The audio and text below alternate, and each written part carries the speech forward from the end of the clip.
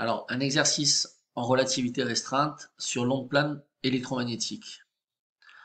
Une onde électromagnétique plane, monochromatique de pulsation oméga, se propage dans le vide selon l'axe OZ d'un référentiel grand R dans la direction des Z positifs. On nous demande en question 1 d'écrire l'équation de propagation du champ électrique E de cette onde. Alors, solution. L'onde plane se propageant selon l'axe OZ, le vecteur champ électrique ne dépend que de la coordonnée Z. L'équation de propagation du champ E s'écrit donc la dérivée partielle du vecteur champ électrique par rapport à Z2, moins 1 sur C carré, dérivée seconde du champ électrique par rapport à dt2 est égale à 0. Question 2. Déterminer une solution particulière sous forme trigonométrique de cette équation de propagation. Alors la solution générale de l'équation 1 correspond à un déplacement dans le sens des Z positifs et donc de la forme champ électrique est une fonction vectorielle de la variable t moins z sur c. Donc f étant une fonction vectorielle arbitraire, une solution de forme trigonométrique est donc E est égal à E0 cosinus oméga facteur de t moins z sur c. D'ailleurs, si vous voyez bien, hein, si vous prenez cette fonction vectorielle, vous la dérivez une première fois par rapport à z, il vous sort du moins 1 sur c f, d'accord. Vous la dérivez une deuxième fois par rapport à z, il vous sort du moins 1 sur c, donc du moins 1 sur c carré, f, d'accord. Maintenant, si vous la dérivez par rapport à t, enfin vous remplacez dans cette équation, vous apercevez bien que cette forme de solution vérifie en fait l'équation de propagation du champ. Donc une solution sous forme trigonométrique est donc de mettre le vecteur champ électrique sous la forme donc d'une constante E0, donc vectorielle, qui ne dépend pas des coordonnées ni d'espace ni temporel, cosinus oméga, facteur de t moins z sur c. Par ailleurs, l'équation de Maxwell, donc la divergence de E est égale à 0, donc le champ électrique est à divergence nulle. Donc s'écrit pour cette onde plane, donc la dérivée partielle de EZ par rapport à DZ est égale à 0, puisque la dérivée de EX par rapport à DX est nulle, puisqu'il n'y a pas de composante suivant X, et de même pour EY. Donc, on dérive partiellement donc l'expression donc de la forme trigonométrique, et donc si vous dérivez par rapport à Z, il va vous sortir du oméga sur C, fois donc certaines constantes qu'on va appeler E0 de Z, fois, donc vous dérivez le cosinus, en fait il vous sort du moins sinus, hein, donc moins par moins ça fait plus, d'où le plus ici. Sinus oméga, facteur de t moins z sur c, est égal à 0. Alors E0Z étant la composante du champ électrique E suivant l'axe OZ, l'équation 3, donc celle-ci, étant valable quel que soit Z, quelle que soit la coordonnée d'espace Z, et à n'importe quel instant t, eh bien nécessairement on n'aura que E0 de Z est égal à 0. Autrement dit, le vecteur E est donc orthogonal à la direction OZ, donc la direction de propagation. On a ce qu'on appelle une onde transverse. Donc choisissons l'axe OX de sorte que le champ électrique E soit porté par cet axe. Les composantes du champ électrique E vont s'écrire alors. Donc le champ électrique E va être de la forme, donc, pour la première coordonnée suivant X, E0 cosinus oméga facteur de t moins z sur C, et 0 suivant Y et 0 suivant Z. Alors, question 3. Déterminer les composantes de l'induction magnétique B qui accompagnent le champ électrique E. On exclura le champ magnétique statique qui, en principe, contribue à l'induction magnétique. On nous demande de justifier cette exclusion. Alors, la solution. Donc, l'équation de Maxwell, rotationnelle de E égale moins dB sur dt, fournit en fait les équations aux dérivées partielles des composantes de l'induction magnétique. Autrement dit, donc algébriquement projeté suivant les trois axes d'espace en cartésienne, cette relation vectorielle donc devient moins la dérivée partielle de bx par rapport à dt est égale à 0, moins la dérivée partielle de y de by par rapport à dt par rapport au temps est égale à la dérivée partielle de ex par rapport à z, qui est égale à oméga sur c e0 fois sinus oméga facteur de t moins z sur c, et la dérivée partielle de moins la dérivée partielle de bz par rapport à dt est égale à 0. Bon, si vous avez des difficultés à calculer un rotationnel en cylindrique, regardez les vidéos précédentes, je l'ai expliqué relativement souvent dans des cours sur l'électromag et également dans des exercices précédents. Donc, je n'ai pas détaillé, mais le rotationnel de E se décompose comme suit, hein, en cartésienne. Donc, les champs ne pouvant dépendre que de la variable z et t, les solutions de cette équation vont s'écrire donc B de x va être de la forme B1x de z, BY va être égal à E0 sur C cosinus oméga facteur de T moins Z sur C plus une constante qui dépend de la coordonnée d'espace Z, donc B1Y 2Z. Et B de Z va être de la forme B1Z 2Z. Où B1X de Z, B1Y de Z et B1Z de Z sont trois inductions magnétiques statiques a priori quelconques. Or, le champ magnétique B est lié à un champ électrique E par l'équation de Maxwell-Faraday, que je vous rappelle ici. Le rotationnel du champ induction magnétique est égal à mu0J, donc J étant la densité volumique de courant, plus epsilon 0 mu 0, donc epsilon 0 la permittivité du vide, mu 0 la perméabilité magnétique du vide, dérivée partielle de E sur dt. Je vous rappelle que le produit de epsilon 0 par mu 0 par C au carré c'est égal à 1. Autrement dit, C, c'est la 1 sur la racine de 1 sur mu 0 epsilon 0. Et puisque par hypothèse, l'onde électromagnétique se propage dans le vide, on a nécessairement qu'il n'y a pas de courant, donc on peut dire que le vecteur densité volumique de courant est nul dans le vide. D'autre part, la dérivée du champ électrique E est donnée par l'équation 2. Donc par ici, d'accord, il y a juste à la dériver. Ok. Donc c'est une fonction sinusoïdale du temps. Or, une induction magnétique B1 indépendante du temps ayant pour composante B1x de Z, B1y de Z, B1z de Z ne peut être physiquement engendrée par des variations temporelles du champ électrique. Donc par conséquent, le champ statique B1 donné par l'intégration doit être nul.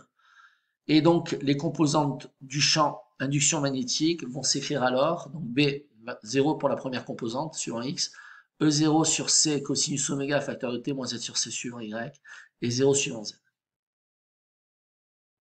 Alors maintenant, question numéro 4. On nous demande de déterminer les composantes du champ électromagnétique, E', B' de l'onde dans un référentiel R' en translation uniforme, à la vitesse V parallèle au Z. Exprimer ces composantes en fonction des coordonnées de R'. Alors la solution, donc, bon, et c'est là qu'intervient vraiment, je dirais, dans l'exercice de problème, en fait, les équations de la relativité restreinte.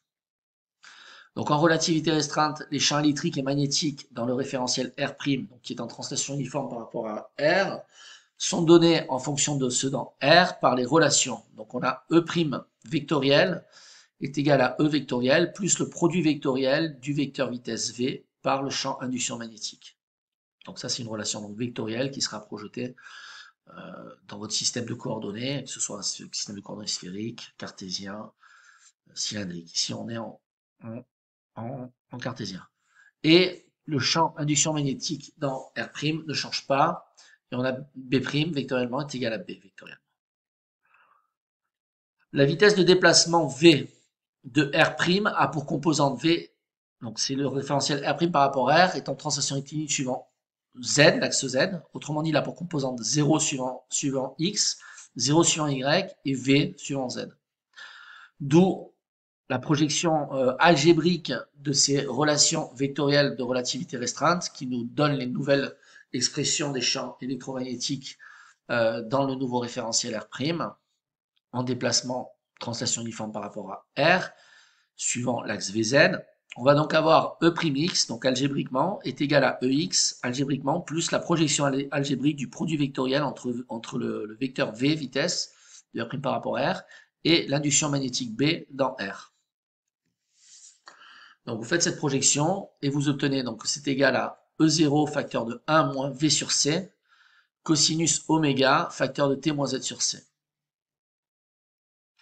Donc pour exprimer E'X en fonction des coordonnées de R', on peut utiliser la transformation de Galilée, a priori. Et donc on aurait que X' est égal à X, Y' est égal à Y, et Z' est égal à Z moins VT, puisque on a une translation uniforme suivant Z de notre référentiel inertiel R' par rapport à notre référentiel inertiel originel grand R. Et bien évidemment, les coordonnées de l'espace restent la même. Dans une transformation de Galilée, on aurait que T' égale à T. On va noter cette relation, la relation 13. Donc en remplaçant dans 12 les coordonnées de Z et T par celles données dans 13, il vient donc que E'x est égal à E0 facteur de 1 moins V sur C, cosinus oméga facteur de T' moins Z' plus VT' sur C. Et ça, ce serait notre relation 14. On obtient de même donc l'expression du champ induction magnétique dans R', donc il y a une composante que sur Y. On aurait de même donc que B'Y est égal à E0 sur C, cosinus oméga, facteur de T' moins Z' plus VT' sur C. Relation 15. Donc question 5. On nous demande de déterminer la pulsation, donc oméga, et la vitesse de l'onde dans le référentiel R'. On nous demande ensuite de comparer la vitesse de l'onde dans R' à celle de la lumière. Alors solution. Donc l'expression 14 de E'x n'a pas encore de forme générale de type cosinus oméga', facteur de T' moins Z' sur V, d'une solution sinusoïdale, d'une équation de propagation dans R'. Donc on va réécrire donc l'équation 14. Donc, elle va s'écrire, donc E'x va être égal à E0 facteur de 1 moins V sur C, donc préfacteur fois cosinus oméga facteur de T', facteur de 1 moins V sur C moins Z' sur C, pour pouvoir faire apparaître un argument de type oméga' T' moins oméga' Z' sur V dans le cosinus. Donc on va poser, pour pouvoir faire apparaître un argument de ce type-là, on va poser que oméga' va être égal à oméga facteur de 1 moins V sur C. On en déduit que oméga est égal à oméga' facteur de C sur C moins V, d'où oméga facteur de Z' sur C est égal à oméga' fois Z' sur C moins grand V. La composante E'x du champ électrique dans R' donné par 16 va alors s'écrire donc sous la forme E'x qui est égal à E0 facteur de 1 moins V sur C, cosinus oméga' facteur de T' moins Z' sur C moins V. On va donc trouver de même que B'y est égal à E0 sur C, cosinus oméga' facteur de T' moins Z' sur C moins V. On obtient donc une pulsation oméga' et une vitesse de propagation V' qui serait égale à C, donc la célérité de la lumière, diminuée algébriquement de grand V, qui est la vitesse uniforme de translation de notre référentiel inertiel R' par rapport à R. Donc cette vitesse de propagation V' serait donc la vitesse de l'onde dans R', différente de celle de cette même onde dans le référentiel grand R. La constante de la vitesse de propagation d'une onde électromagnétique dans le vide n'est donc pas vérifiée lorsqu'on passe d'un référentiel d'inertie à un autre, dans ce cas-là. Donc en conséquence de quoi, la transformation de Galilée qui est à l'origine de ces différences doit être abandonnée pour l'électromagnétisme. Question 6. Étudions à présent le cas d'un référentiel R'Y se déplaçant par rapport à R suivant l'axe OY dans le sens des Y positifs. L'onde, quant à elle, se propage comme précédemment dans la direction OZ et les polarisations de ces champs électriques E et induction magnétique B sont identiques à celles considérées jusqu'ici. Donc, par une procédure similaire à celle précédente, on nous demande d'établir les expressions donc vectorielles de E, vectorielles de B, vectorielles de E' et vectorielles de B'. Quelle est la vitesse de propagation de l'onde dans R et R'Y?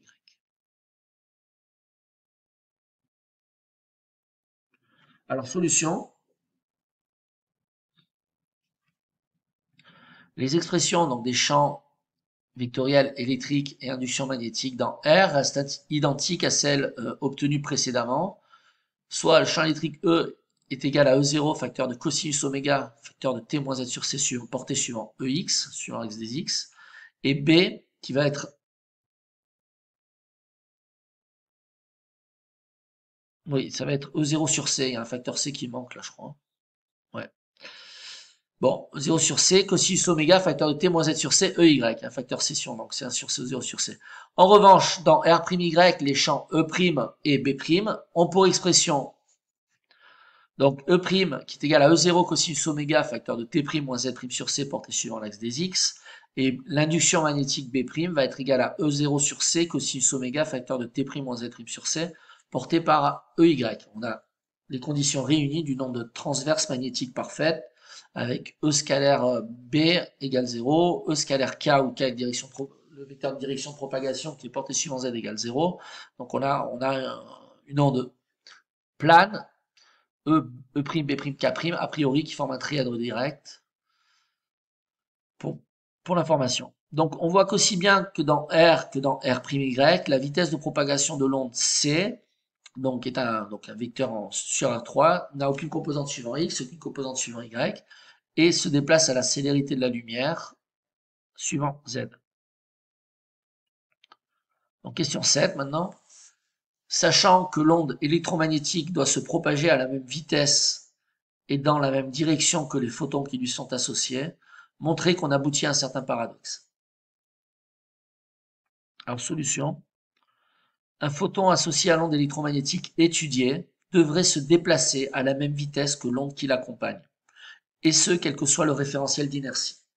On doit donc avoir que V, donc V du photon, est égal à V', on dit la vitesse dans R est égale à la vitesse dans R', donc est égal donc au vecteur de composante 0 sur X, 0 sur Y et la célérité de la lumière suivant Z, où V et V' désignent donc respectivement les vitesses de la particule dans R et R'Y. Or, l'observateur dans R'Y, se déplaçant par rapport à R suivant l'axe OY à la vitesse V, grand V, voit le photon se mouvoir, d'après la transformation galiléenne, à la vitesse V', donc vectoriellement qui est égal à C moins V vectoriellement, autrement dit projeté de manière algébrique, donc 0 suivant X, moins V suivant Y et C suivant Z. Donc les expressions qu'on a déterminées précédemment, donc 23 et 24, donc cette expression et celle-ci c'est la 24 en fait, bon je n'ai pas noté c'est la 24, donc donne visiblement des résultats contradictoires. Ok. Donc le module de la vitesse donné par 24 est égal à racine carrée, donc je fais la racine carrée donc des, des composantes suivantes x carré, y carré, z carré, autrement dit c'est la racine carrée de v2 plus c carré, valeur qui est manifestement erronée. Là, puisqu'on dépasse la vitesse de la lumière, donc la source de ce paradoxe est l'utilisation de la transformation 24 d'addition galiléenne des vitesses. On en conclut donc que la relativité galiléenne apparaît comme insuffisante. Voilà, donc voilà pour cet exercice sur l'onde électromagnétique plane en relativité restreinte.